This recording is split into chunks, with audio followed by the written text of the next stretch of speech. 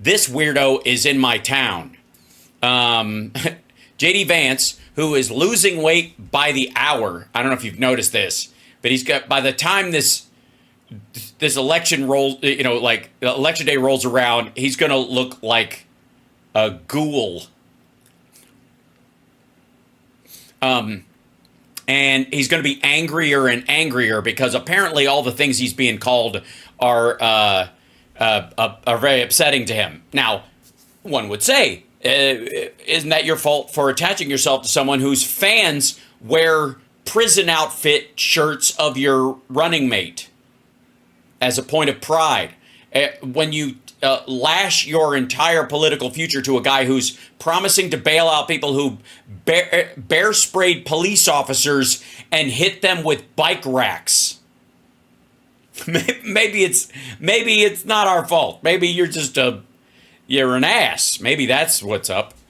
And again, guyliner, we don't have a problem with guyliner around here. We don't at all. I'm sorry, ladies and gentlemen. We absolutely do not have a problem with guyliner around here. Poorly applied guyliner, that's a different thing. Again, and pretend, where people apply it and then pretend they're not wearing it. Come on, girl, please. Girl, do not, girl. Anyways, so if I may, this is, let's dip into a little of this because I've got something else that we've got to do the entirety of, and that's going to take some time.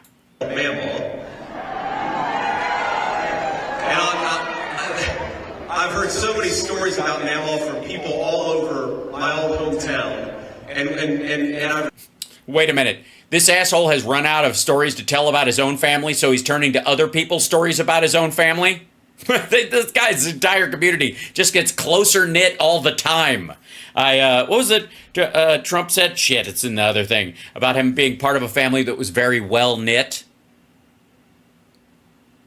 All right. By the way, why would I do that? Hold on one second.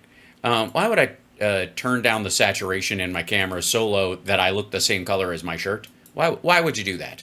Why would you? Where is that saturation? 44%. I mean, a good 50% at least. There I am. Look, I have human skin color again. That's fun. All right. It should be at 50%, one would think. All right. Now, back to where we were. I've remembered things about Mammal that maybe, after 20 years you forget. But one of my favorite Mammal stories is... Why would you forget something after 20 years? Especially if they're stories. You know what I mean? If they're worth telling. I don't know. Because, by the way, because they're all made up. Because you didn't forget them. You had to vet them with the campaign before you tell them. When I enlisted in the United States Marine Corps, she was very proud of me. Remember, this is 2003, a time of war, and she was a little scared for me. With Iraq. I mean, granted, yes, it was the Iraq War was a war, but again, we don't need to quote Bill Hicks all day. So she was pissed off at the Marine Corps recruiter. And I'll never forget when he came over to talk to her about what boot camp would mean for the family, she stood on the porch, and he started to walk up, and she said, if you put one foot on my porch, I'm going to blow it off. And that was the woman who gave me... What? Wait, what the... What? Oh, sorry, she threatened to shoot a Marine recruiter. This is... Holy shit. This is his leadoff story? Back the fuck up. What? She stood on the porch, and he started to walk up, and she said, if you put one foot on my porch, I'm going to blow it off. That is hilarious. That she would threaten to shoot the Marine recruiter for talking to you. Huh? What? I mean, gosh, I don't know if you can get more Americana than that. Shit. I mean, every time this woman broke wind, did a flagpole pop out and the actual flag unfurl, and like Lee Greenwood popped out of her armpit and went, and I'm proud to be an American. What in the world? Why would you tell this story? And by the way, I know the audio sucks on there. That's their audio. This is like, I don't know, whatever the news feed that they have of this. It's just shit. I'm just gonna look. I also don't know why people are laughing and applauding at the idea that his grandmother was going to shoot a Marine for trying to talk her son into joining the Marines. Hold on. Back the fuck up. And so she was pissed off at the Marine Corps. Hold on. I enlisted in the United States Marine Corps. She was very proud of me. Remember, this is 2003, a time of war, and she was a little scared for me. And so she was pissed off at the Marine Corps recruiter. And I'll never forget when he came over to talk to her about what boot camp would mean for the family. Hold on. Wait the fuck out. Wait. She was proud of you for joining, but pissed for them taking you? She was so proud of you for joining the Marine Corps that she was going to shoot a Marine on her own fucking lawn after you'd signed up just because he showed up to talk you through what you can expect in boot camp. Family, she stood on the porch and he started to walk up and she said, if you put one foot on my porch, I'm going to blow it off. And that was the woman who gave me all the opportunities that I've had. And I'm so grateful for all the strong... Wait a minute. All the opportunities you had. He, by the way, in the Marine Corps, he was a correspondent. He was a journalist. Okay. As I believe Philip Bittner called him, a fobbit at best. But he was in the Marines. He ended up being a writer.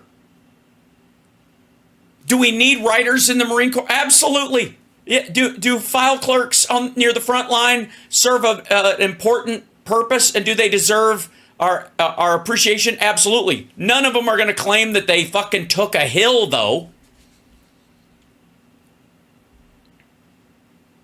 And yeah, he was basically a PR rep for the. All right, and he's going to draw attention to that by telling a story about how his grandmother was going to shoot a Marine's foot off just for explaining what he could expect from basic training, not where he was going to be stationed.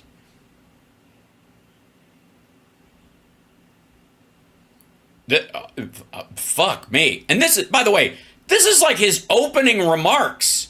This is how he's introduced. This isn't like, fuck, I've got 10 more minutes and I'm running out of stories. What I got in the probably shouldn't tell this bag.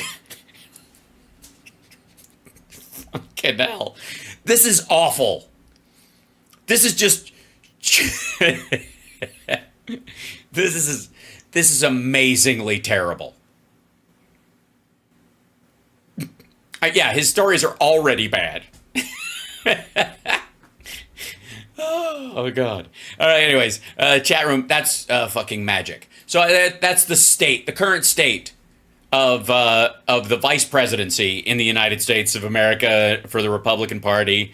This is who they were like, we're going to put up, we now have the oldest guy running who does not exercise, including even when he golfs. He doesn't carry his own bag. He doesn't walk. He takes a fucking golf cart everywhere. He believes he doesn't exercise because he believes everyone has a finite number of heartbeats, and when you run out, you die. So why would you jog? Because it would use up more heartbeats.